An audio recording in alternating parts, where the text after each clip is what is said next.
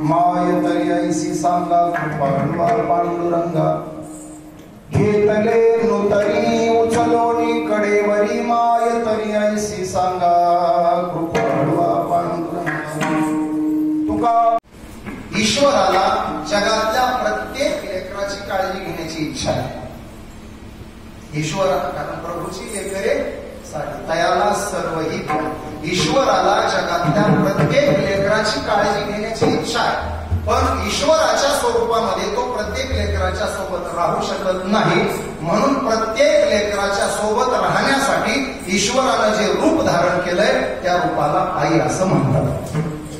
जगाच्या सगळ्या जीवांचं संगोपन करायचं, त्याची काळजी घ्यायची, त्याच्यासाठी ईश्वर ज्या रूपात प्रकट झाला त्याला मातृ स्वरूप म्हणायचं, त्याला आई म्हणायचं।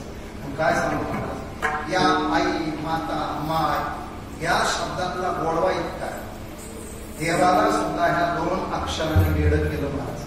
खरं तर एका बाजूला त्याचं यथार्थ स्वरूप पाहिलं तर विश्वाला जन्म देणारा तोय, पण त्याला सुद्धा यशोदेला आई म्हणून हाक मारायची इच्छा आहे, म्हणून विश्वाला जन्म देणारा असताना यशोदेला आई म्हणण्यासाठी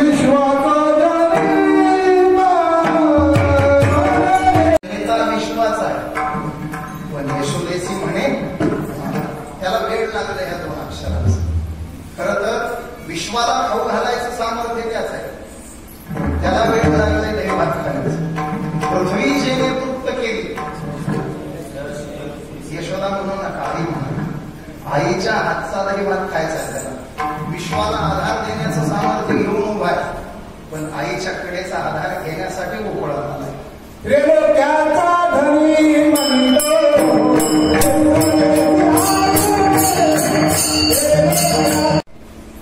200 शब्दकोश तपासून आलो, अजून मला आछड शब्दाचा अर्थ सापडलेला।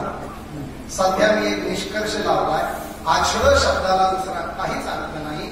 यशोदेनं आईच्या अंतकरणानं कृष्णावर केलेली वेडी माया त्याला आछुडा असं म्हणायचं।